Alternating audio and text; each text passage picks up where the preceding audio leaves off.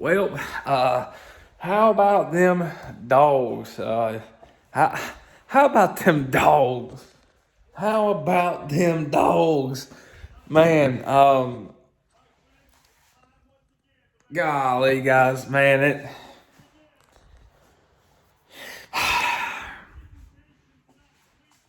what am I looking for? Here I'm looking for this. I'm gonna mute this so I don't get copyrighted. Um, look, first and foremost, congratulations to Michigan and Cincinnati for making the playoff.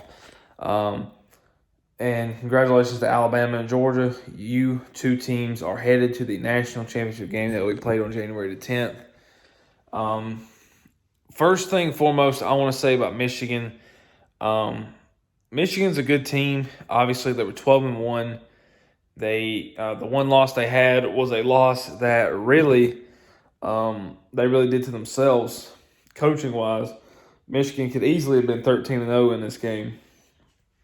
Georgia played Georgia football in this game. This is the Georgia team that has played the 12 games prior to playing Alabama.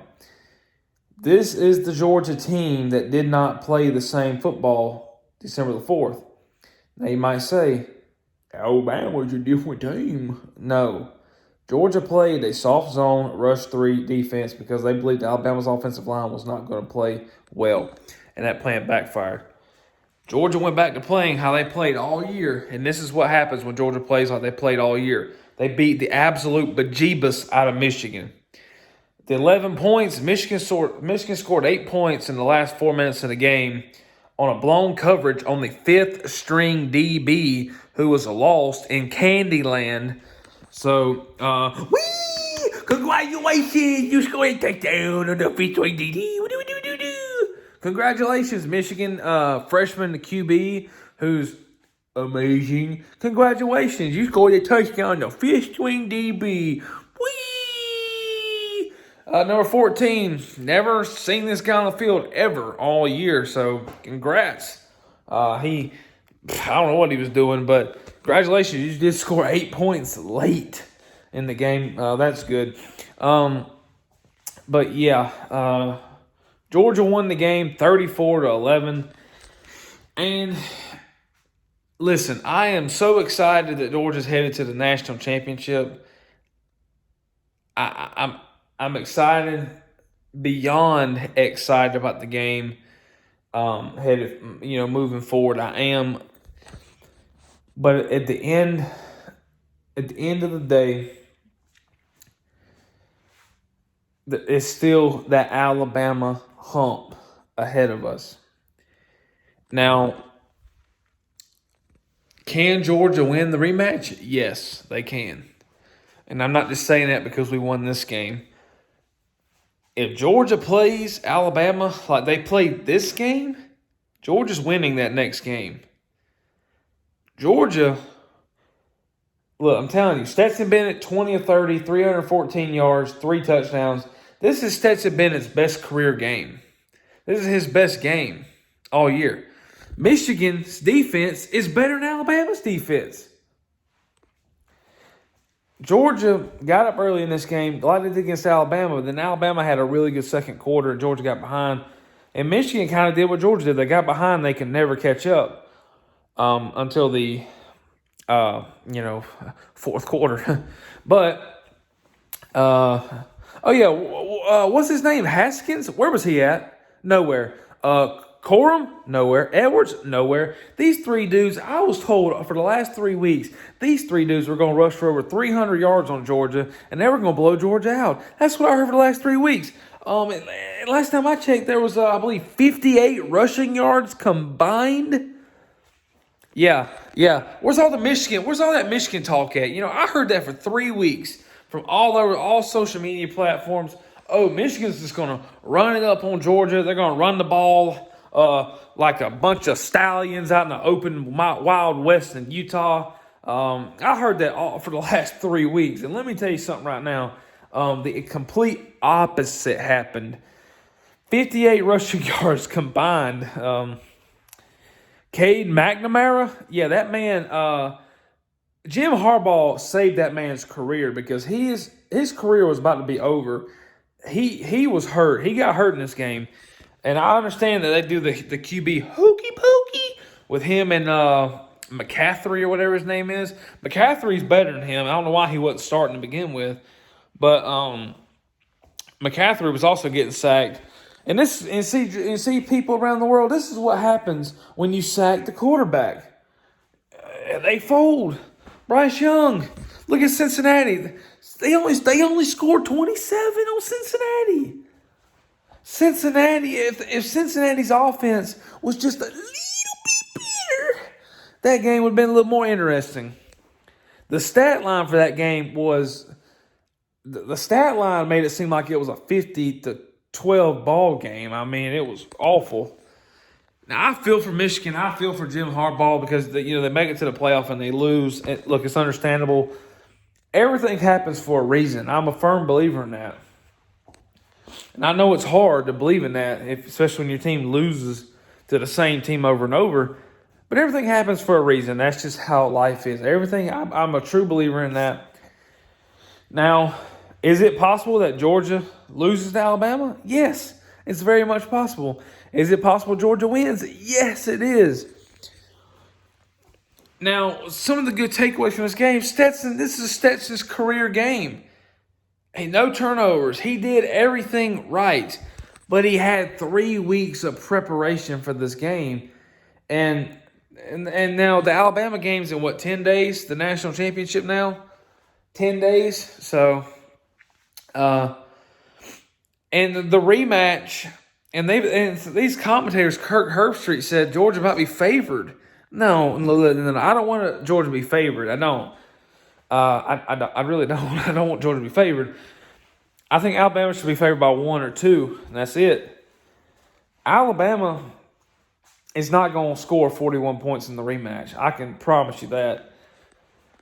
I don't think Georgia's going to score 41 either. But I will say this. And I just got a notification from ESPN. Georgia opens up as a 2-point favorite. Golly. That just in, breaking news. Georgia opens up as a 2-point favorite over Alabama. I don't understand that. That's not good. Not good. Anyway, congrats to Michigan. Great season. But look,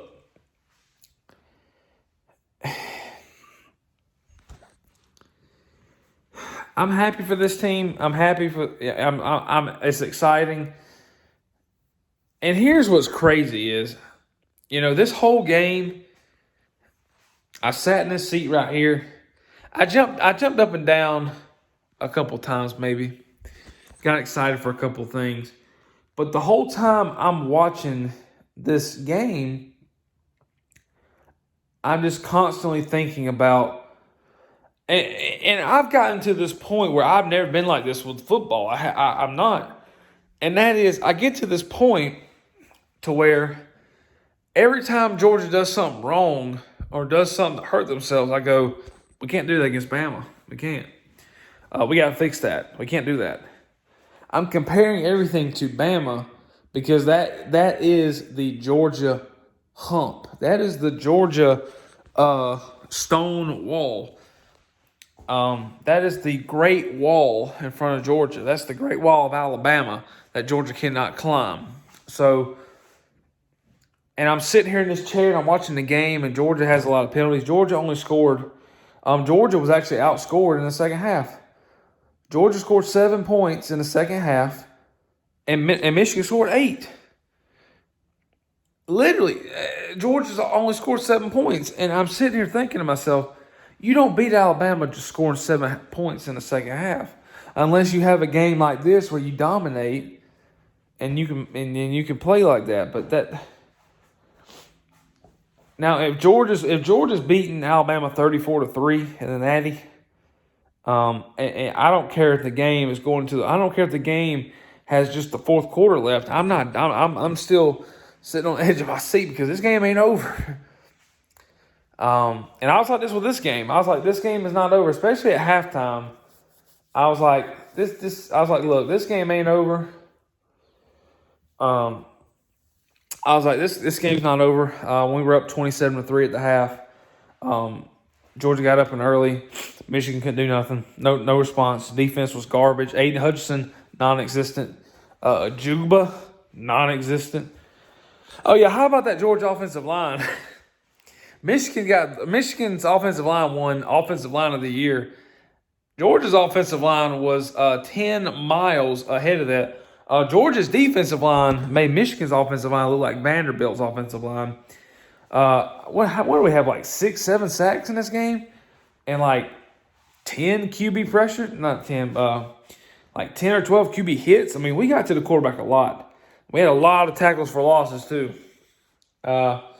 National championship bound, we got a date with Alabama. Round 2, the game everybody wants. Everybody wants to see Alabama and Georgia. For some reason, Michigan fans wanted to play Alabama. No, you didn't. You might have scored just 3 if you played Alabama. And you might have got 50 hung on you too. But, yeah. Congratulations to Cincinnati for making a great season. Cincinnati kept that game close. I watched that whole game. Cincinnati kept that game very close. The only thing that Cincinnati had a problem with was their offense. Now, Bryce Young, non-existent in that game. He had only 190 yards passing. They ran the ball. They literally won that game with Brian Robinson, and that's it. He had 204 rushing yards on like 26 carries, 2 or 3 touchdowns. That's it.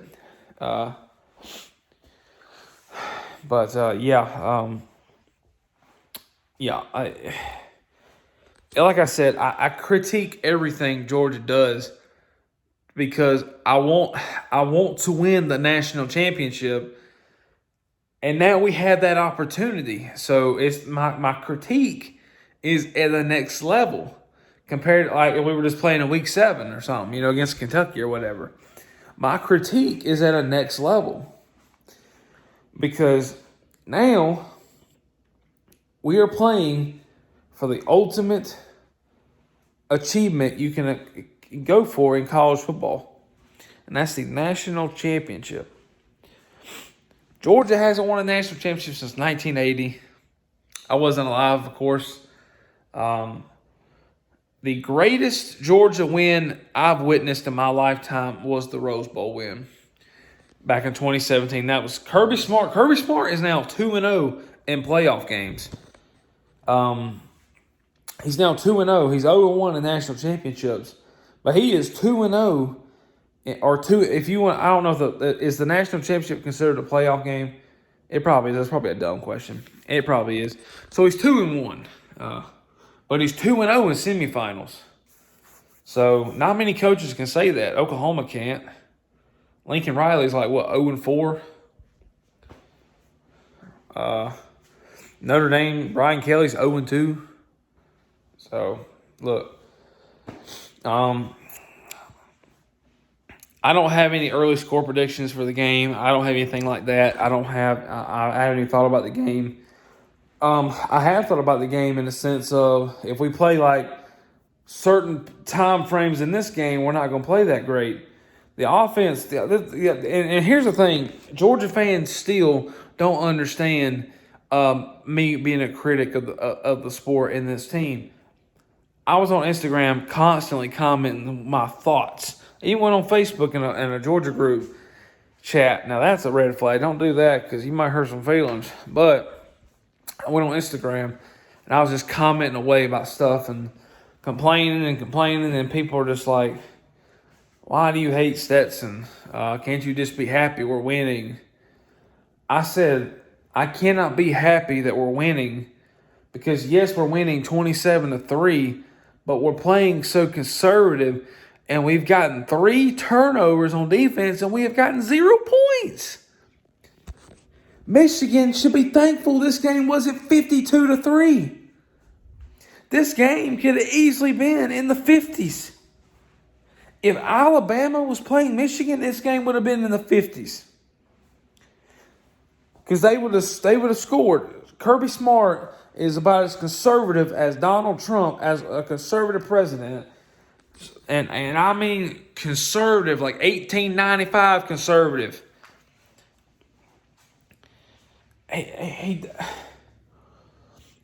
we should have scored. This game, we should have scored in the 40s. And we should have held him out of the end zone too, but number 14, fifth string DB, lost in coverage, and La La Land smoking that Michigan pack. Sitting there with that Michigan pack in La La Land. Gave Michigan a free one, but that's okay. James Cook played a heck of a game out of the backfield, catching the ball. Phenomenal game. Brock Bowers, phenomenal. Zamir White played good. Nakobe Dean, monster. Jordan Davis played great. Devontae Wyatt, Jalen Carter played great. Nolan Smith played great. Deion Kendrick, 2 interceptions. He played phenomenal. Nolan Smith, Nakobe Dean calls he forced 2 fumbles. No turnovers on Georgia's side, which is a clean game. Awesome. Man, this game is just, it's exciting. The gear is already on Fanatics.com. I'm gonna order me a shirt. I did not order a shirt when we were playing in the SEC championship game. I was going to, but I didn't. But since we're Orange Bowl champions, Orange Bowl champions. I'm gonna order the short sleeve. There's a black shirt, I think, and a red one. I might order both. Honestly, I got a bunch of them 20% off coupons. Get that free ship. You know, all free shipping. But I don't know. I'll see. But I'm gonna order it. Get me some gear. I hope they come out with like a national championship bound shirt by Fanatics. The Nike shirt, I don't want that, but I hope they have the Fanatics branded shirt. That's what I got on, one of the Fanatics Georgia shirts. I love that Fanatics branded stuff, man. I love it. But yeah, very excited. Very excited. Like I said, sorry I'm just rambling, but the whole time getting ready for this game, I was kind of nervous to see how it'd go. Then when I realized Georgia's just dominating, and I've watched a lot of Georgia football this year. I've watched every game. I've watched all 14 games now. And I know when Georgia is dominating, and I know when they're struggling, and I can tell if the game might get away. I can tell if it's, and the whole time in this game, I never once thought Michigan had a shot. I didn't. Michigan, they had glimpses of some stuff. They had like 1 or 2 deep passes that were, connected. But other than that, their running game was non-existent at all. So I'm happy for my dogs. Georgia made me proud. Orange Bowl champions. Kirby Smart has won 3 major bowl games in the past 4 years. He's won the Rose Bowl, Sugar Bowl, and now the Orange Bowl. And at 3 of the last 4 years. Not many coaches can say that, maybe other than Nick Saban. But he's won 3 of the most prestigious bowls you can win in college football. That's the Rose, Sugar, and Orange. The only ones he hasn't won is the Fiesta, and the Cotton. We haven't played in those. He could have had 2 Sugars, but we lost to Texas. And then his first bowl game was the AutoZone Liberty Bowl back in 2016. So Kirby Smart advances to, 4-1? AutoZone Liberty, Rose, Sugar, Peach, Orange.